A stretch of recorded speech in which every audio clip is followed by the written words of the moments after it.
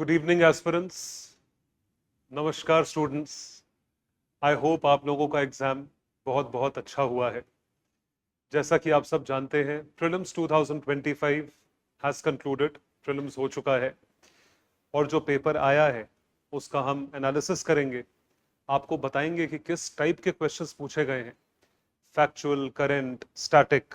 बड़ा जदोजहद में जनरली इस टाइम पे स्टूडेंट्स होते हैं, मार्क कर रहे होते हैं, अलग अलग कीज से कंपेयर कर रहे होते हैं। तो एक्चुअली उसका रिलेवेंस किस तरीके से आपके एग्जामिनेशन में 2025 के पेपर को मद्देनजर रखते हुए और बाकी जितनी चीजें हो रही हैं उन सारी चीजों को देखते हुए क्वेश्चंस बनाए गए हैं, और उन क्वेश्चंस को किस तरीके से सॉल्व करने की टैक्टिक्स आपको यूज करनी चाहिए थी, ये सब आपके साथ आज डिस्कस किया जाएगा। एक जो बड़ी की चीज हम क्लासेस में बताते हैं वो ये है कि कम से कम फॉर्मूले तो स्टूडेंट्स को याद होने चाहिए, और उन्हीं फॉर्मूले को देखते हुए एक चीज जो हम बार बार क्लासेस में सिखाते हैं, मतलब मैं पर्सनली इकोनॉमिक्स की क्लासेस में सिखाता हूं, मेरा पर्सनल फेवरेट एरिया है पब्लिक फाइनेंस। उसमें आता है फिस्कल पॉलिसी, जिसका एक सब टॉपिक है गवर्नमेंट बजटिंग, जिसके अंदर हम पढ़ते हैं डेफिसिट्स। तो गवर्नमेंट बजटिंग को देखा जाए तो गवर्नमेंट बजटिंग में आप अच्छे से जानते हैं कि बात होती है रिसीट्स और एक्सपेंडिचर्स की। दो चीजों की बात करी जाती है। जब रिसीट्स और एक्सपेंडिचर्स की बात करी जाती है तो हम ये देखते हैं कि क्या हम नेट पॉजिटिव में हैं या नेट नेगेटिव में हैं, यानी प्रॉफिट या लॉस। बजट सरकारी भाषा में नफा नुकसान शब्द नहीं यूज करे जाते, प्रॉफिट एंड लॉस जो शब्द यूज करे जाते हैं उसको कहा जाता है सरप्लस या डेफिसिट। तो सरप्लस और डेफिसिट को मद्देनजर रखते हुए जो सवाल इस बार बनाया गया है वो है फिस्कल डेफिसिट के फॉर्मूले पे। फिस्कल डेफिसिट, तो फिस्कल डेफिसिट का फॉर्मूला होता क्या है, सबसे पहले ये जाने। फिस्कल डेफिसिट का मतलब होता है टोटल एक्सपेंडिचर, यानी सरकारी खाते से कितना खर्चा हुआ, टोटल एक्सपेंडिचर। मतलब revenue expenditure plus capital expenditure, ये टोटल एक्सपेंडिचर होता है भारत सरकार का, टोटल जो उन्होंने खर्चा किया है, माइनस टोटल रिसीट्स। जो टोटल रिसीट्स है उसमें से क्या क्या चीजें आती हैं ये आपका जानना जरूरी है। टोटल रिसीट्स यानी revenue receipts plus non debt creating capital receipts, NDCR। ये की टर्म है, इसका मतलब टोटल रिसीट्स के अंदर हम revenue plus total capital receipts include नहीं करते, non debt creating capital receipts को इंक्लूड करते हैं। क्योंकि डेट क्रिएटिंग यानी जो चीज आपके ऊपर ऋण यानी उधार क्रिएट करे उस चीज को इंक्लूड नहीं किया जाता। क्यों नहीं इंक्लूड करा जाता उसका रीजन आपको अभी समझ में आ जाएगा। Total expenditure minus revenue receipts, non debt creating capital receipts. जब हम इसको कैलकुलेट करते हैं तो हमें भारत सरकार का लॉस यानी डेफिसिट पता चलता है, जिसको फिस्कल डेफिसिट कहा जाता है। यही जो फिस्कल डेफिसिट है, जितना आता है उतना ही हम लोन अप्लाई करते हैं। The loan is applied for that much amount जितना हमें नुकसान होगा। भाई सीधी बात है, मुझे जितना शॉर्टफॉल पड़ रहा है, जितना लॉस हो रहा है, जितना नुकसान हो रहा है, मैं उतना ही लोन लूंगा। मैं ज्यादा या कम तो लोन लूंगा नहीं। तो जो क्वेश्चन फ्रेम करा गया है, it has been framed beauty. Question आसान है लेकिन वो जिस तरीके से पिरोया गया है, उस क्वेश्चन को आंसर करने के लिए आपको यह फॉर्मूला क्रिस्टल क्लियर होना चाहिए फिस्कल डेफिसिट का। और फिस्कल डेफिसिट के अंतर्गत जो दूसरा डेफिसिट आता है वो है रेवेन्यू डेफिसिट। तो रेवेन्यू डेफिसिट का सिंपल फॉर्मूला है revenue expenses exceeding revenue receipts, यानी revenue expenses minus revenue receipts जो है वो हमें रेवेन्यू डेफिसिट नुकसान लॉस देते हैं। ये दो फॉर्मूले की फॉर्मूले हैं। और तीसरा जो फॉर्मूला है वो है प्राथमिक डेफिसिट यानी प्राइमरी डेफिसिट का, जो कि आता है fiscal deficit minus interest payments, जो आपका ब्याज दर है। जो आपने लोन लिए हैं उस पर आप इंटरेस्ट पे करते हैं, उसको माइनस कर दिया जाए, यानी लोन लेने पे टोटल इंपैक्ट हटा दिया जाए, इसको प्राइमरी डेफिसिट कहा जाता है। तो आइए सवाल देखें, सवाल क्या कहता है। दो सवाल back to back same chapter पे, सेम कॉन्सेप्ट पे, सेम फॉर्मूले पे आए हैं। This is a low hanging fruit. अगर आपको फॉर्मूला क्लियर है तो इस सवाल में गलती होने के कोई चांसेस नहीं। आइए सवाल देखें। सपोज द रेवेन्यू एक्सपेंडिचर, राजस्व खर्चा 80,000 करोड़ रुपए, 80,000 करोड़ रुपीस है। तो रेवेन्यू एक्सपेंडिचर जो है वो 80,000 करोड़ रुपीस का है, and the revenue receipts of the government are 60,000 crore. आपके सामने है रेवेन्यू एक्सपेंडिचर, रेवेन्यू रिसीट्स 80 और 60,000 करोड़। तो इसका डिफरेंस अपने आप में रेवेन्यू डेफिसिट 20,000 करोड़ का आता है। पहला स्टेटमेंट सही है, बिल्कुल बेसिक चीज है, स्टेटमेंट सही है। The government budget also shows borrowings of 10,000 crore. देखिए, बोरोइंग्स यानी कि उधार जो भारत सरकार का है वो 10,000 करोड़ पे दिखाता है, और इंटरेस्ट पेमेंट्स जो है वो 6,000 करोड़ पे दिखाता है। अब पूछा यह है which of the following statements are correct. Correctness पूछा है। हमेशा याद रखिएगा कि जो चीज पूछी गई है उसको आप सर्कल कर लें। यहां पे यूपीएससी बहुत फंसाता है, इनकरेक्ट भी पूछ लेता है कभी कभी, आप लोग जानते ही हैं। तो रेवेन्यू डेफिसिट 20,000 करोड़ है, स्टेटमेंट बिल्कुल सही है। दूसरा स्टेटमेंट देखें, फिस्कल डेफिसिट 10,000 करोड़। अब फिस्कल डेफिसिट का जो मैंने आपको फॉर्मूला यहां बताया, total expenditure minus total receipts, जिसमें हम सिर्फ और सिर्फ revenue plus non debt creating capital receipts ले रहे हैं। लोन लेना उतना होता है, यानी आप लोन उतना लेते हो जितना आपको क्या मिलता है, फिस्कल डेफिसिट मिलता है। तो फिस्कल डेफिसिट जितना मिला है उतना ही लोन लिया जाता है। तो फिस्कल डेफिसिट अगर यहां पे दिया हुआ है कि लोन इज 10,000 करोड़, तो इतना ही आपका फिस्कल डेफिसिट रहेगा, that is 10,000 crore. So nearly speaking, ऐसा हमेशा तो नहीं होता, लेकिन अगर आप कॉन्सेप्चुअल क्लैरिटी के लिए आसान फॉर्मूले की भाषा में अगर आप ये स्टेटमेंट देखेंगे, तो स्टेटमेंट जो है fiscal deficit is equal to the amount of borrowing that the government has to do, ये स्टेटमेंट गलत नहीं होगा। तो सेकंड स्टेटमेंट जो है वो सही है कि जितनी बोरोइंग उतना ही फिस्कल डेफिसिट। और तीसरा जो स्टेटमेंट है वो है प्राइमरी डेफिसिट बराबर 4,000 करोड़ रुपए। ये तो सिंपल है कि प्राइमरी डेफिसिट का फॉर्मूला है fiscal deficit minus interest payment. तो फिस्कल डेफिसिट 10,000 है, इंटरेस्ट पेमेंट 6,000 करोड़ रुपए है। तो 10,000 minus 6,000 is 4,000 crore rupees. Answer is D for Delhi, 1, 2 and 3 all are correct. Correctness पूछी है, क्वेश्चन बिल्कुल सिंपल है। अगर आप इस क्वेश्चन को ध्यान से करें तो इस क्वेश्चन में गलत होने की संभावना नहीं होनी चाहिए।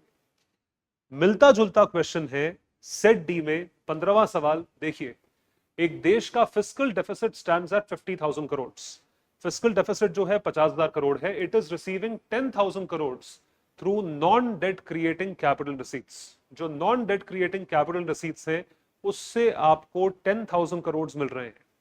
10,000 crore non debt creating capital receipts का मतलब यह हुआ कि ये वो कमाई है जो कमाई डेट यानी लोन के तौर पे नहीं हो रही है। ये कमाई हो रही है या तो डिसइन्वेस्टमेंट से, जैसे भारत सरकार पीएसयूज में डिसइन्वेस्ट करती है, स्पेक्ट्रम्स का सेल करती है, या भारत सरकार को लोन के प्रिंसिपल अमाउंट का रीपेमेंट आता है। जो लोन सरकार ने दिया होगा उसका रीपेमेंट भी तो आएगा, तो भी वो non debt creating capital receipts में आता है। पूछा यह जा रहा है कंट्री की इंटरेस्ट लायबिलिटी 1,500 करोड़ है, जो ब्याज उसको देना है वो 1,500 करोड़ है। What is the gross primary deficit. अब ये ग्रॉस वर्ड देख के कंफ्यूज नहीं होना है, ये सिर्फ आपको फंसाने की कोशिश है, साजिश है, लेकिन आपको साजिश में फंसना नहीं है। ग्रॉस प्राइमरी डेफिसिट का मतलब जो है वो प्राइमरी डेफिसिट जैसा ही है। बहुत एडवांस टेक्निकल फॉर्मूला में जाएंगे तो वो तब अप्लाई होता है जब आपके सामने उतना डेटा हो। सिंपल सा डेटा है, fiscal deficit 50,000 crore, interest liability 15,000 crore. Primary deficit का फॉर्मूला आपको बताया है पिछले क्वेश्चन में ही, primary deficit is equal to fiscal deficit minus interest payment. ये सिंपल फॉर्मूला है। तो फिस्कल डेफिसिट 50,000 करोड़ रुपए है, इंटरेस्ट 1,500 करोड़ रुपए है। आंसर आपके सामने आता है 48,500 करोड़। ए इज करेक्ट। ए जो है यहां पे सही ऑप्शन होता है। तो आप देख सकते हैं, अगर आपको कॉन्सेप्चुअल क्लैरिटी है तो आपको किसी तरह की दिक्कत नहीं होनी चाहिए सवाल को अटेम्प्ट करने में। दोनों सवाल सेम फॉर्मूला, उसमें भी प्राइमरी डेफिसिट पूछा हुआ था, इसमें भी पूछा हुआ था।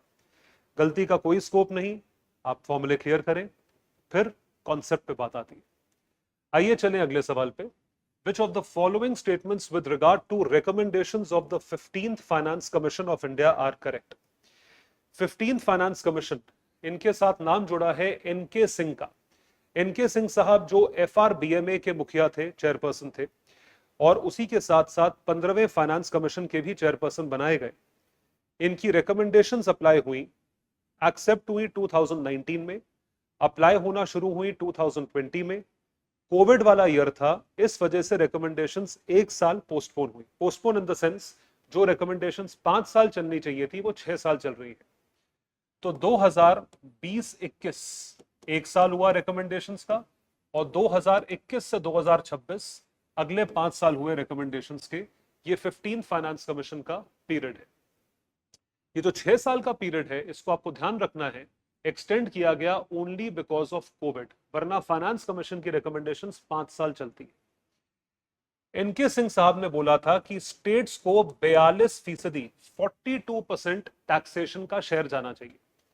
फाइनेंस कमीशन का एकमात्र रोल आर्टिकल 280 जो आप कॉन्स्टिट्यूशन में पढ़ते हैं उसके तहत यह है, जो भारत सरकार को टैक्सेशन के रूप में कलेक्शन आती है उसका कितना शेयर राज्य सरकारों को, स्टेट गवर्नमेंट्स को जाना चाहिए। 14th फाइनेंस कमीशन में ये रेशो 32% था। 15th फाइनेंस कमीशन में इस रेशो को बढ़ाकर 42% कर दिया गया। उसके बाद एक अमेंडमेंट आया, उस अमेंडमेंट के तहत जम्मू एंड कश्मीर को रिकॉग्नाइज किया गया 2 यूटीज की तरह। जेएनके एक यूटी है और लद्दाख दूसरा यूटी है। तो 42% जब सारे स्टेट्स को किया गया, उस टाइम पे 29 स्टेट्स थे, लेकिन जब जेएनके स्टेट नहीं रहा तो 28 स्टेट हो गए। तो 28 स्टेट्स को इतना बड़ा शेयर ना जाए, इस वजह से रिकमेंडेशंस को रिवाइज करके इसको 41% का शेयर कर दिया गया।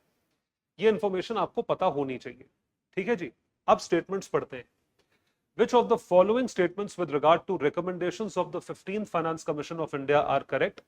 It has recommended grants of 4,800 crores from the year 2022-23 to the year 2025-26 for incentivizing states to enhanced educational outcomes. Educational outcomes को enhance करने के लिए states को incentivize करना है, तो इस चीज के लिए 4800 करोड़ के grants ये देगी। अब मैं एक्सपेक्ट नहीं करता कि आपको ये फिगर याद होगी, ठीक है, तो इसको थोड़ा साइड रखते हैं। 45% of net proceeds of union taxes are to be shared with states. दोबारा पढ़ो स्टेटमेंट को, 10 बार पढ़ो। 45% of net proceeds of union taxes are to be shared with the states. और अभी मैंने आपको क्या बताया, कितने शेयर करने हैं आपको? 41% शेयर करने हैं, 41%। तो ये स्टेटमेंट गारंटीड गलत होता है। जैसे ही आपका दूसरा स्टेटमेंट गलत होता है, वैसे ही आपके सामने सही आंसर आ जाता है। ये ट्रिक है। देखिए, सेकंड स्टेटमेंट गलत हुआ तो आपके कौन कौन से ऑप्शन एलिमिनेट हो गए? आपके ऑप्शन एलिमिनेट हो गए, कई सारे ऑप्शन एलिमिनेट हो गए, ए, बी और डी। तो आंसर आपके पास सी आ जाता है, 1, 3 एंड 4। ये कमाल का क्वेश्चन है। इस क्वेश्चन में 2 फैक्ट्स दिए हैं। एक तो ये 4800 करोड़ वाला ग्रांट का फैक्ट है, दूसरा दे रखा है 45,000 crore are to be kept as performance based incentive. अब देखिए, ये भी फिगर हो सकता है आपको याद ना हो, लेकिन पॉइंट ये है, अगर आप थोड़ा सा स्मार्ट वर्क करें और आपको ये बेसिक चीज याद हो, share of proceeds of taxes, तो ये जवाब आपका सिर्फ एक स्टेटमेंट के बेसिस पे निकलेगा। आपको बाकी तीनों स्टेटमेंट्स की नॉलेज होने की जरूरत ही नहीं है। सोचिए, 45,000 crore are to be kept as performance based incentive for all states for carrying out agricultural reforms. ये स्टेटमेंट सही है, बट ये फिगर हो सकता है हमें याद ना हो। ये 4800 करोड़ का डोनेशन ग्रांट्स, ये मुझे भी याद नहीं है, हो सकता है मुझे याद ना हो एग्जाम में, बट इसकी सही या गलत चीज कैसे समझ में आएगी? On the basis of second statement. So this is where UPSC is not testing your factual knowledge, UPSC is testing your conceptual knowledge and how far you can remember. आपको कितना पुराना याद है? 2019 का 17 की रिपोर्ट है, 19 से शुरू हुई और 20 में अप्लाई हुई, आज तक चल रही है, पता होना चाहिए आपको। It reintroduced tax effort criteria to reward fiscal performance. ये भी आपको पता होना चाहिए वैसे तो। 15th फाइनेंस कमीशन या हर फाइनेंस कमीशन में क्राइटेरिया होते हैं जिसके अकॉर्डिंग स्टेट्स को एलोकेशन दिया जाता है। तो टैक्स एफर्ट क्राइटेरिया जो है उसको 2.5% वेटेज दिया गया है। This is also that you should know. 2.5% नहीं भी पता है, लेकिन अगर आपको यह भी पता है कि इसको वेटेज दिया गया है, तो ये चीज यहां पे आती है। आंसर इज सी, इसका आंसर सी निकलता है। Consider the following statements in respect of IBRD. IBRD आप जानते हैं वर्ल्ड बैंक है, जो संस्था सेकेंड वर्ल्ड वॉर के बाद बनी थी, जो गरीब देशों को गरीबी गुर्बत में से उठाने के लिए बनी थी, ताकि वो जो है वो उनको पैसा मिल सके विकास के लिए, वृद्धि के लिए, और उसके साथ साथ रीबिल्डिंग के लिए आईबीआरडी बनाया गया था। वर्ल्ड बैंक नामक संस्था नहीं थी, आज भी नहीं है। आज भी इस संस्था को हम international bank for reconstruction and development कहते हैं। तो क्या स्टेटमेंट्स हैं? It provides loans and guarantees, दोनों चीजें प्रोवाइड करता है टू मिडिल इनकम कंट्रीज। बिल्कुल सही स्टेटमेंट है। जो ऑफिशियल डेफिनेशन बोलती है वो ये बोलती है middle income countries and creditworthy low income countries. Low income है लेकिन क्रेडिट वर्दी है, मतलब लोन देने लायक है। तो पहला स्टेटमेंट सही है। It works single handedly to help developing countries to reduce poverty. ये स्टेटमेंट बिल्कुल ठीक, ये पार्ट ऑफ द स्टेटमेंट बिल्कुल ठीक है कि ये पॉवर्टी को रिड्यूस करने के लिए है, लेकिन ये सिंगल हैंडेडली नहीं प्रोवाइड करता। इसके साथ साथ वर्ल्ड बैंक ग्रुप WBG में और भी संस्थाएं आती हैं, जैसे कि इंटरनेशनल डेवलपमेंट असिस्टेंस IDA आती है, इंटरनेशनल फाइनेंस कॉरपोरेशन आती है, और तमाम संस्थाएं आती हैं जो कि पॉवर्टी को रिड्यूस करने के लिए लोन्स देती हैं। तो IBRD भी देता है लेकिन सिंगल हैंडेडली नहीं देता। इस वजह से सेकंड स्टेटमेंट इनकरेक्ट है। और जैसे ही सेकंड स्टेटमेंट इनकरेक्ट होता है वैसे ही आपका आंसर सही आ जाता है, 1 and 3 only. It was established to help Europe rebuild after the second world war. Correctness पूछी है तो 1 and 3 are correct. C is the right option. इसको ध्यान रखें। अगला सवाल देखें। यह सवाल तो बिल्कुल प्रेजेंस ऑफ माइंड वाला है। देखिए, लाइफ में आपने कभी ना कभी बैंक ट्रांसफर, NEFT, RTGS ये सब करा होगा। जिन स्टूडेंट्स ने नहीं करा है उनने इसके बारे में पढ़ा जरूर होगा या सुना जरूर होगा। NEFT तो इतनी बेसिक चीज है। 3 तरह के देखिए आपके ट्रांसफर्स होते हैं। IMPS हो गया, NEFT हो गया, RTGS हो गया। ये क्वेश्चन RTGS और NEFT के डिफरेंसेस पे। NEFT जो इंस्टेंट होता है, RTGS भी एक तरीके से इंस्टेंट होता है लेकिन बड़े अमाउंट्स के लिए होता है। तो हमें यह बताना है इन स्टेटमेंट्स में से कौन सा स्टेटमेंट सही है। In RTGS the settlement time is instantaneous. RTGS में सेटलमेंट टाइम इंस्टेंट मतलब इंस्टेंट है, एकदम होता है। NEFT में takes some time to settle payments. बिल्कुल सही स्टेटमेंट है। NEFT हम खुद करते हैं, शायद आधा 1-2 घंटे में दिखे। RTGS हम फॉर्म भर के करवाते हैं या उस तरीके से करवाते हैं। तो RTGS का फुल फॉर्म ही है रियल टाइम। रियल टाइम मतलब उसी वक्त आपका सेटलमेंट हो जाएगा। This is something which happens instantaneous. तो पहला स्टेटमेंट सही है। RTGS customer is charged for inward transactions. देखिए UPSC कैसे फंसाता है। इनवर्ट ट्रांजैक्शन मतलब जो पैसा रिसीव कर रहा है। अगर मैं पैसा रिसीव कर रहा हूं तो भाई मैं क्यों दूं पैसा? Y should I pay any charges for inward transactions? तुम भेज रहे हो, तुम पे करो, right? If you are sending money you should pay for that. Well that is not the case for NEFT। NEFT में कोई चार्जेस, NEFT में charges नहीं लगते हैं। RTGS में भी चार्जेस नहीं लगते हैं। इनवर्ट ट्रांजैक्शंस के लिए, आउटवर्ड के लिए लगते हैं। अगर मैं भेज रहा हूं तो मुझे चार्ज लगेगा, जो रिसीव कर रहा है उसको चार्ज नहीं लगेगा। तो सेकंड स्टेटमेंट गलत है। सेकंड स्टेटमेंट गलत होता है तो B ऑप्शन जाता है, और उसके बाद और D ऑप्शन इसलिए चला जाता है क्योंकि 1 सही है। तो हमारे सामने A और C में से एक चॉइस है। Operating hours of for RTGS are restricted on certain days while this is not true for NEFT। पहला स्टेटमेंट सही है। ऑपरेटिंग आवर्स RTGS के भी रिस्ट्रिक्टेड नहीं है, NEFT के भी रिस्ट्रिक्शन नहीं है। ये ध्यान रखिए, 365 दिन 24 घंटे 7 दिन ये आपका चलता है RTGS और NEFT के लिए। तो A option is correct. A option जो है वो सही है। इसको ध्यान रखें। Consider the following statements. ये तो देखिए प्योर करंट का क्वेश्चन है। UPI यूनिफाइड पेमेंट इंटरफेस से रिलेटेड क्वेश्चन है कि UPI में मर्चेंट ट्रांजैक्शंस कौन कौन से देशों में वो ही एक्सेप्ट होती है जिस तरीके से भारत में होती है। Consider the following countries: UAE, France, Germany, Singapore and Bangladesh. Bangladesh के साथ जो चीज हुई थी वो अब वैसे नहीं चल पा रही है। UAE में UPI हम कर पा रहे हैं, फ्रांस में कर पा रहे हैं, सिंगापुर में कर पा रहे हैं। So answer is B for Bombay. B for Bombay answer है। 3 कंट्रीज के साथ हम कर पा रहे हैं, ये आप ध्यान रखें। ये बिल्कुल फैक्ट बेस्ड क्वेश्चन है। देखिए न्यूज़पेपर्स में अगर आपकी नॉलेज है, न्यूज़पेपर आप पढ़ रहे हो रेगुलरली, तो ये क्वेश्चन आपसे होना चाहिए।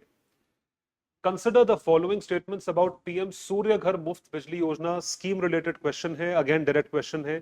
भारत सरकार हाउस होल्ड्स के लिए यानी घरों के लिए सोलर, आप जानते हैं नेशनल सोलर मिशन आया था NAPCC के तहत 2008 में। वो दिन था और आज का दिन है। भारत सरकार सोलर को खूब प्रमोट कर रही है, रूफटॉप हो या ग्राउंड हो। तो उसी चीज को देखते हुए हाउस होल्ड्स के बीच में जो भारत सरकार द्वारा प्रमोट किया जा रहा है वो इस योजना के तहत किया जा रहा है, पीएम सूर्य घर मुफ्त बिजली योजना। इसका 75,000 करोड़ का एलोकेशन किया था, प्रधानमंत्री ने स्वयं ये चीज करी थी। और इसी चीज के तहत जो दिया जा रहा है उसके उसके अंदर आप 3 लाख हाउस होल्ड्स को सपोर्ट कर रहे हो, up to 300 units of free electricity. It targets installation of 1 crore solar rooftop panels in the residential sector. 1 crore solar rooftop panels, ये statement सही है। Ministry of New and Renewable Energy aims to impart training on installation, operation, maintenance and repairs of solar rooftop systems at grassroots level. ये भी बिल्कुल ठीक है, MNRE ministry कर रही है। It aims to create more than 3 lakh skilled manpower through fresh skilling and upskilling under scheme component of capacity building. ये तीनों स्टेटमेंट सही हैं, ये योजना के स्टेटमेंट्स हैं, आपको पता होने चाहिए स्कीम रिलेटेड कि तीनों स्टेटमेंट्स जो है वो ठीक है। दिस इज अ वेरी, लोग देखिए ये स्कीम्स बहुत इंपॉर्टेंट हैं। जैसे सोलर की स्कीम्स हो गई, रिन्यूएबल एनर्जी की स्कीम्स पे हमेशा गवर्नमेंट का फोकस रहता है, प्री में भी और मेंस में भी। उसके साथ ऐसी कई और स्कीम्स हैं, जैसे कि इंफ्रास्ट्रक्चरल स्कीम है, पीएम बीजेपी हो गई, भारतमाला हो गई, सागरमाला हो गई, उड़ान स्कीम हो गई, हाईवे की स्कीम्स हो गई। इन पे क्वेश्चंस आते हैं। ये तो इनके अगर आपको 2 फीचर्स भी याद हैं तो भी उसके बेसिस पे आप क्वेश्चन आंसर कर पाएंगे। ये पूरी तरीके से देखिए फैक्चुअल क्वेश्चन है, आइदर यू नो इट और यू डोंट। तो अगर आप एक्सपेक्टेड है आपसे पता होना चाहिए, अगर आपको नहीं पता है, आपको 2 स्टेटमेंट्स भी पता है, तो भी I think you should take a risk, आपको जाना चाहिए आगे, 50-50 पॉसिबिलिटी में भी जाना चाहिए। स्टॉक मार्केट पे क्वेश्चन है, मार्केट्स का क्वेश्चन है, स्टॉक पे तो नहीं है लेकिन मार्केट्स का क्वेश्चन है। बड़ा अच्छा क्वेश्चन है, बहुत सिंपल क्वेश्चन है लेकिन अच्छा क्वेश्चन बनाया हुआ है। With reference to investments, consider the following. How many of the above are treated as alternative investment fund, AIF? AIF की तरह क्या चीज ट्रीट करी जाती है? सबसे पहले आप ये समझिए AIF होता क्या है। 2 तरीके की या इन्वेस्टमेंट्स को हम 2 भागों में बांटते हैं, ठीक है। पहला जो भाग है इन्वेस्टमेंट्स का, उसको कहा जाता है जो चीज रेगुलेटेड होती है, और इसी के साथ साथ जो चीज आप लिस्टेड कंपनीज में या जिनके ऊपर किसी तरह की कोई निगरानी रहेगी उनमें आप इन्वेस्ट करते हो। This is something, listed companies में आप इन्वेस्ट करते हैं या आप गवर्नमेंट या कॉर्पोरेट्स के इंस्ट्रूमेंट्स में इन्वेस्ट करते हैं। लिस्टेड कंपनीज द्वारा जो चीज इशू करी जाती है उसे कहा जाता है shares. Shares, equity, ownership. Government जो चीज इशू करती है इसे कहा जाता है बॉन्ड्स। बॉन्ड्स यानी कि डेट इंस्ट्रूमेंट्स। शेयर्स और बॉन्ड्स दोनों ही चीजें टाइप 1 इन्वेस्टमेंट कहलाती हैं, टाइप 1। इसी का एक ऑल्टरनेटिव निकाला गया है, ऑल्टरनेटिव इन्वेस्टमेंट फंड। मतलब शेयर्स और बॉन्ड्स में तो हम करते ही हैं, उसका ऑल्टरनेटिव, उसका विकल्प क्या है? उसका विकल्प यह है कि कुछ प्राइवेटली पूल्ड इन्वेस्टमेंट्स हैं। प्राइवेटली पूल्ड का मतलब होता है कि मैंने अपने घर वालों से, अपने दोस्तों से कुछ इन्वेस्टमेंट लिया और अपने स्टार्टअप में लगाया। आपने अगर शार्क टैंक या ऐसी चीजें देखी हो, आजकल तो बहुत पॉपुलर है, शार्क टैंक में जो इन्वेस्टमेंट लगाया जाता है वो स्टॉक्स, बॉन्ड्स रेगुलेटेड नहीं है। वो इन्वेस्टमेंट तो प्राइवेट कंपनी है, मेरी मर्जी है, मैं पैसे डालना चाहता हूं, तुम्हारी मर्जी है, तुम लेना चाहते हो तुम ले लो। इन्वेस्टमेंट वो भी है लेकिन वो इन्वेस्टमेंट रेगुलेटेड नहीं है। तो ऐसी इन्वेस्टमेंट को आप ऑल्टरनेटिव इन्वेस्टमेंट कहते हैं। अब इस ऑल्टरनेटिव इन्वेस्टमेंट के भी तरीके, प्रॉपर लॉज या प्रॉपर रेगुलेशंस या सिस्टम्स आए हैं, उसको हम AIF कहते हैं, ऑल्टरनेटिव इन्वेस्टमेंट फंड, जिसमें प्राइवेट लोगों का पैसा लगा होता है और इन पैसों का किसी पे कोई वो नहीं होता, मतलब किसी पे कोई रिस्ट्रिक्शन नहीं होता। अब आप इतने बड़े बड़े स्टार्टअप्स हैं, आपने सुना होगा किसी $100 मिलियन को फंडिंग मिली, $50 मिलियन की फंडिंग, कौन लगाता है ये फंडिंग? कौन रेगुलेट करता है? तो ये इस चीज का रेगुलेशन नहीं है, इसको ऑल्टरनेटिव इन्वेस्टमेंट फंड कहा जाता है। ये इन्वेस्टमेंट लगाया जाता है वेंचर कैपिटलिस्ट द्वारा, जिनको VCs भी कहा जाता है, जो ग्रुप ऑफ फर्म्स होती हैं, प्रोफेशनली मैनेज्ड फर्म्स होती हैं, या एंजल इन्वेस्टर्स द्वारा पैसा लगाया जाता है। इनके थ्रू ये पैसा लगाया जाता है। तो पूछा यहां पे क्या हुआ है, with reference to investments consider the following: bonds, hedge funds, stocks, venture capital. इनमें से कौन से AIF की तरह ट्रीट करे जाते हैं? बॉन्ड्स और स्टॉक्स AIF नहीं है, ये तो नॉर्मल इन्वेस्टमेंट फंड है जहां पे आप, हम जैसे कोई भी लोग कर लेंगे। सॉवरन गोल्ड बॉन्ड्स हैं, कोई भी कर सकता है। स्टॉक्स हैं, शेयर मार्केट में अकाउंट खोल के कोई भी कर सकता है। हेज फंड्स और VCs, ये जहां इन्वेस्ट करते हैं वहां सब लोग नहीं कर सकते। उल्टा लेने वाले भी पैसे इनसे लेंगे, हमसे नहीं लेंगे। सो AIF इनको ऑल्टरनेटिव कहा गया है। So 2 are correct, only 2, B for Bombay is correct option.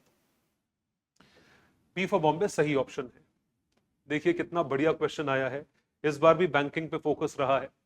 RBI के फंक्शंस पे क्वेश्चन ना आके, लेकिन फंक्शन से इनडायरेक्ट एसोसिएशन आरबीआई के क्या क्या माध्यम है आय कमाने के या इनकम कमाने के, what are the sources of income of RBI.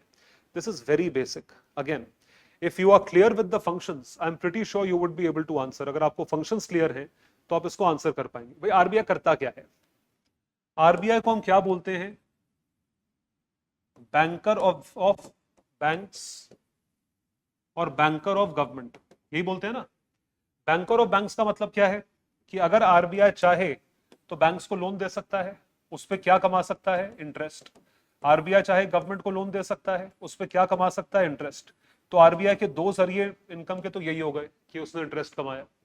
ये इंटरेस्ट को आप क्या बोलते हो जो बैंकों को दिया जाता है? Repo rate, bank rate, marginal standing facility, LTRO, ये आरबीआई कमाता है। दूसरा, RBI is the sole custodian of foreign exchange. Foreign exchange का सोल कस्टोडियन है। फॉरेन एक्सचेंज का सोल कस्टोडियन है, इसका मतलब वो फॉरेन एक्सचेंज मुझे खरीदना है, मैं आरबीआई से ही खरीद सकता हूं। तो आरबीआई फॉरेक्स बेचने पे कमीशन कमाता है क्योंकि वो एक सर्विस दे रहा है, तो आरबीआई यहां से कमीशन कमाता है। प्लस आरबीआई की खुद की इतनी इन्वेस्टमेंट्स होती हैं, आरबीआई वहां से पैसा कमाता है। तो आरबीआई के पास पैसे कमाने के कई सारे जरिए हैं। Buying and selling government bonds, government bonds जो है वो बेच के आरबीआई पैसे कमाता है। इसको कहा जाता है ओपन मार्केट ऑपरेशन। ये मॉनेटरी पॉलिसी टूल है, ओएमओ के जरिए पैसा कमाता है। Buying and selling foreign currency, इसके थ्रू पैसा कमाता है। पेंशन फंड मैनेजमेंट, ये आरबीआई की रिस्पॉन्सिबिलिटी नहीं है। ये PFRDA, provident fund regulatory development authority, pension fund regulatory development authority, उसकी रिस्पॉन्सिबिलिटी है, ये वो करता है। Lending to private companies, private companies को लेंड करता ही नहीं आरबीआई, बैंकों को करता है।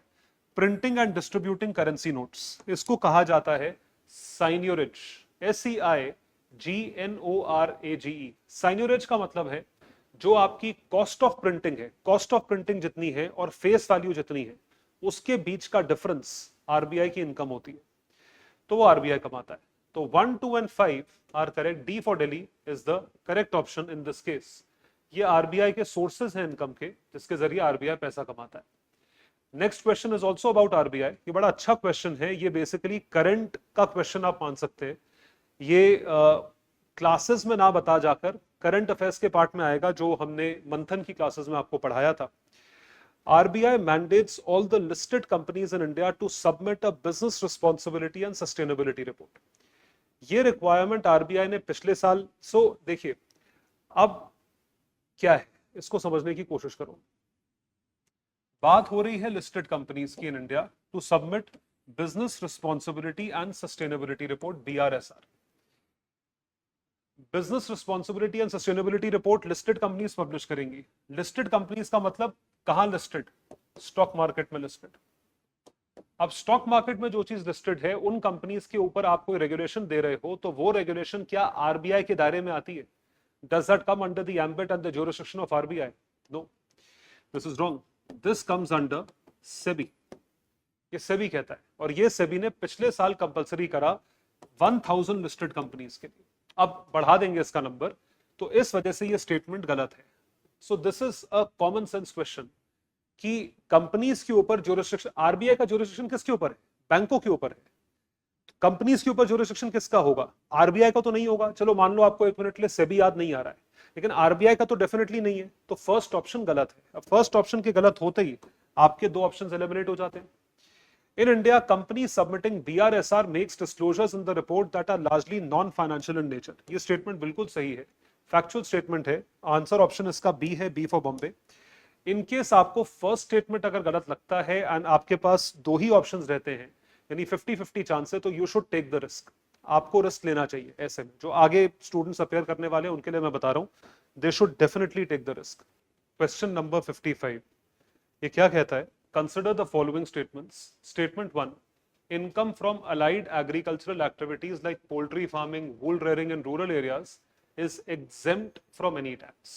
देखिए जी, agricultural activities, एग्रीकल्चरल एक्टिविटीज से जो इनकम होती है उसे कहा जाता है एग्रीकल्चरल इनकम। और भारत सरकार यानी income tax act agricultural income पे टैक्स नहीं लगाता। It does not levy tax on agricultural income. अब सवाल ये है, income from allied agricultural activities like poultry farming and wool rearing are exempt from any tax. तो क्या ये एग्रीकल्चरल इनकम है या नहीं है? ये दोनों चीजें एग्रीकल्चरल इनकम की कैटेगरी में नहीं आती। नहीं आती तो क्या ये टैक्सेबल होंगी? यस, ये टैक्सेबल होंगी। तो ये स्टेटमेंट हमारा गलत हो जाता है। ये स्टेटमेंट टेक्निकल है। तो इसके लिए इनकम टैक्स एक्ट की जिसको नॉलेज है शायद वही आंसर कर पाएगा। तो मैं ये सजेस्ट करूंगा कि इनकेस अगर आपको इस चीज की नॉलेज नहीं है, क्योंकि क्लासेस में इतना डिटेल में एग्रीकल्चरल इनकम के बारे में नहीं पढ़ाया जाता है, तो ये क्वेश्चन आप स्किप कर सकते हैं या एटलीस्ट इस स्टेटमेंट को स्किप कर सकते हैं। वहीं दूसरा स्टेटमेंट ये कह रहा है कि एग्रीकल्चरल लैंड को कैपिटल एसेट नहीं माना जाता। ये भी एक टेक्निकल स्टेटमेंट है। मान लीजिए आपने कहीं जमीन खरीदी, उस जमीन को आपने 1 करोड़ में खरीदा और 1.5 करोड़ में बेच दिया, 50 लाख का प्रॉफिट हुआ। उस 50 लाख के प्रॉफिट पे भारत सरकार लगाती है टैक्स। ठीक है। अब यहां पे कहा जा रहा है कि रूरल एरियाज में एग्रीकल्चरल लैंड जो होती है उसको कैपिटल एसेट कंसिडर नहीं करा जाता। अगर कैपिटल एसेट कंसिडर नहीं करोगे तो उस पे गेन होगा, उस गेन को भी आप टैक्स नहीं करोगे, उसको भी आप एग्रीकल्चरल इनकम के तहत एग्जेम्प्ट कर दोगे। अगर कैपिटल एसेट ही नहीं है तो उस पर टैक्स नहीं लगेगा। ये स्टेटमेंट सही है। Statement 2 is correct. Rural agricultural land के परचेज सेल को कैपिटल एसेट नहीं माना जाता, भारत सरकार इसको प्रमोट करती है। सो 1 is incorrect, 2 is correct, D for Delhi is the right option. D जो है इसका सही ऑप्शन आता है। अब 57 पे आइए। तो 57 क्या कहता है? 57 भी काफी अच्छा क्वेश्चन है, स्टॉक मार्केट पे क्वेश्चन है। अब इस क्वेश्चन को समझने के लिए आपको डेट और इक्विटी इंस्ट्रूमेंट्स बिल्कुल क्लियर होने चाहिए। जो हमारे स्टूडेंट्स हैं क्लासेस में उनको ये स्टेटमेंट, उनको ये बिल्कुल क्लियर होंगे, ऐसा मैं होप करता हूं।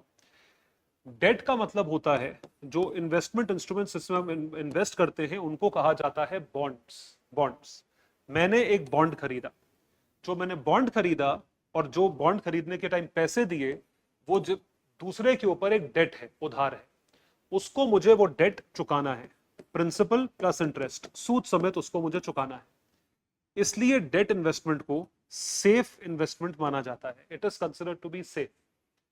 इक्विटी इन्वेस्टमेंट में मैंने शेयर्स खरीदे, इसको शेयर्स कहा जाता है। इस शेयर्स में जो मैंने पैसे दे दिए, what ever money I have given in shares, ये चला गया शेयर्स में, ये पैसे दे दिए गए। अब वो पैसे मेरी ओनरशिप है, मतलब मेरी मलकियत है। अगर वो कंपनी डूबी तो ये पैसा मेरा डूब जाता है, अगर वो कंपनी चढ़ी तो पैसा चढ़ जाता है। ये दूसरे के ऊपर लोन नहीं है, ये आपकी ओनरशिप है, आपका रिस्क है।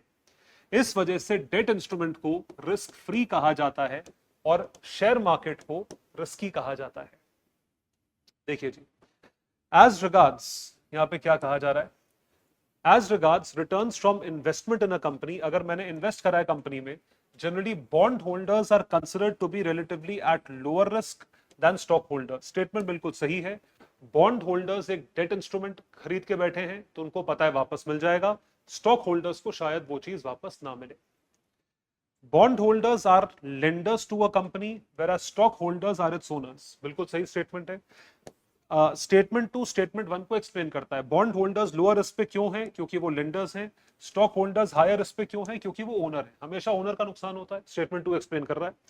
स्टेटमेंट 3 फॉर रीपेमेंट पर्पस, मतलब जब पैसा वापस मिलेगा बॉन्ड होल्डर्स को प्रायोरिटी मिलती है। बिल्कुल सही बात है। बॉन्ड होल्डर्स को प्रायोरिटी मिलेगी, पहले इनको पैसा वापस करोगे क्योंकि इनसे आपने लिया है लोन, और अगर इनके बाद पैसा बचा तब स्टॉक होल्डर्स को दोगे, वरना स्टॉक होल्डर्स का भी इक्वल नुकसान होता है। या स्टॉक होल्डर्स को पैसे वापस करने की जरूरत नहीं पड़ती क्योंकि उन्होंने रिस्क लिया है ओनरशिप में। ओनरशिप में रिस्क लिया है। तीनों स्टेटमेंट सही है। 2 और 3 1 को एक्सप्लेन करते हैं, इसलिए आंसर होगा statement 2 and 3 are correct and both of them explain statement 1। A is the right option. A जो है आपका सही ऑप्शन निकल कर आता है। फिर देखें, India accounts for a very large portion of all equity option contracts traded globally, thus exhibiting a great boom. Options का क्वेश्चन है, लेकिन ऑप्शंस में कॉन्सेप्चुअल क्वेश्चन नहीं है, ये भी करंट अफेयर्स बेस्ड क्वेश्चन है। ऑप्शंस आप जानते हैं एक डेरिवेटिव होता है, डेरिवेटिव ट्रेडिंग में F&O बोलते हैं उसे, futures and options, futures forwards and options. तो भारत बहुत बड़ा पोर्शन रखता है इक्विटी ऑप्शन कॉन्ट्रैक्ट्स में, जो कि ग्लोबली ट्रेड होते हैं, इससे बूम पता लगता है, ग्रेट बूम, सही स्टेटमेंट है। India stock market has grown rapidly in recent past, even overtaking Hong Kong at some point of time. ये स्टेटमेंट पिछले साल आया था, ये स्टेटमेंट सही था कि हमने हांगकांग को सरपास कर लिया है, मार्केट कैप में सरपास कर लिया है, 4th लार्जेस्ट हम बन गए हैं। और ये फ्लक्चुएट होता रहता है, कभी हांगकांग ऊपर आ जाएगा, कभी हम नीचे चले जाएंगे, कभी ऐसे होता रहता है। मैं आपके इसी साथ ये बता दूं कि भारत की बॉम्बे स्टॉक एक्सचेंज पे जितनी कंपनीज लिस्टेड हैं, सारी कंपनीज का मिला के टोटल मार्केट कैप आज की डेट में $5.2 ट्रिलियन का है, जो कि टॉप 5 में हमेशा रहेगा। There is no regulatory body either to warn the small investors about the risk of options trading or to act on unregistered financial advisors in this regard. ऐसा नहीं हो सकता, रेगुलेटरी बॉडी हमेशा होती है, नाम आप जानते हैं, SEBI, securities and exchange board of India. तो 1 और 2 are correct, A is the right option, A जो है सही ऑप्शन है। उसके बाद फिर देखिए क्वेश्चन जो है वो फिस्कल पॉलिसी पे है। फिस्कल पॉलिसी पे 3 सवाल आए हैं इस बार। Capital receipts create a liability और cause a reduction in the assets of the government, ये स्टेटमेंट है, हमारी क्लासेस खोल के देख लीजिए, एग्जैक्ट स्टेटमेंट जो है आपको क्लासेस में सिखाया हुआ है। कैपिटल नेचर के रिसीट्स, कैपिटल बजट में कोई भी हो, रिसीट हो, एक्सपेंडिचर हो, ये आपके एसेट और लायबिलिटी दोनों चीजों को छेड़ता है, या तो एसेट को इंक्रीज डिक्रीज करेगा या लायबिलिटी को इंक्रीज डिक्रीज करेगा। तो अगर मुझे कैपिटल रिसीट हो रही है तो आप मान के चले मैं लोन ले रहा हूं तो कैपिटल रिसीट में आएगा, तो मेरे ऊपर लायबिलिटी हुई। लोन को रीपे कर रहा हूं तो मेरी लायबिलिटी कम हुई। लोन किसी को दे रहा हूं तो मेरा एसेट है, क्योंकि मुझे वापस मिलेगा। Reduction in assets of the government capital receipts है। मैंने अपना एसेट, भारत सरकार ने एयर इंडिया को बेच दिया, तो उसका अपना एसेट कम हो गया, एयरलाइन खत्म हो गई और पैसा मिल गया, तो कैपिटल रिसीट हुई। तो पहला स्टेटमेंट सही है। Borrowings and disinvestment are capital receipts, बिल्कुल सही है। बोरोइंग्स यानी कि लोन, और डिसइन्वेस्टमेंट कि आप जैसे एयर इंडिया को भी, आप एयर इंडिया को तो प्राइवेटाइजेशन मानोगे, एलआईसी में डिसइन्वेस्टमेंट करा है, ओएनजीसी में करा है, एनटीपीसी में करा है, तो सेकंड स्टेटमेंट भी इसका सही है। Interest received on loans creates a liability for the government. देखिए, ये लोन रिसीव नहीं है, लोन के ऊपर इंटरेस्ट है, इंटरेस्ट तो कमाई होती है, जो इंटरेस्ट आपको मिला है वो तो आपकी कमाई है, तो लायबिलिटी कैसे हो सकती है? ये गलत है, ये तो लॉजिकल स्टेटमेंट है, थर्ड स्टेटमेंट लॉजिकल है। अगर आप थर्ड स्टेटमेंट पहचान पाए जो कि लॉजिक के बेसिस पे है, तो भी आपको सही आंसर मिल जाएगा, ए, 1 और 2 ओनली। फिस्कल पॉलिसी का question.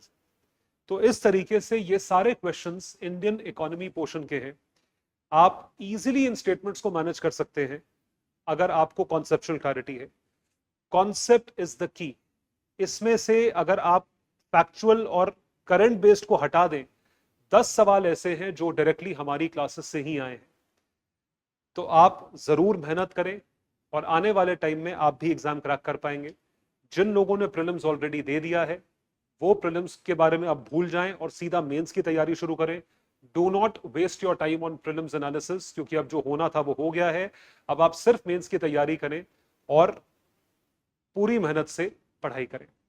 Thank you very much. आप नीचे वाले लिंक से डाउनलोड कर सकते हैं सारे सॉल्यूशंस को with explanations. So this will give you an entire insight कि ये सब सॉल्यूशंस कहां से लिए गए हैं। ऑथेंटिक सोर्सेज आपको मिल जाएंगे। Thank you very much.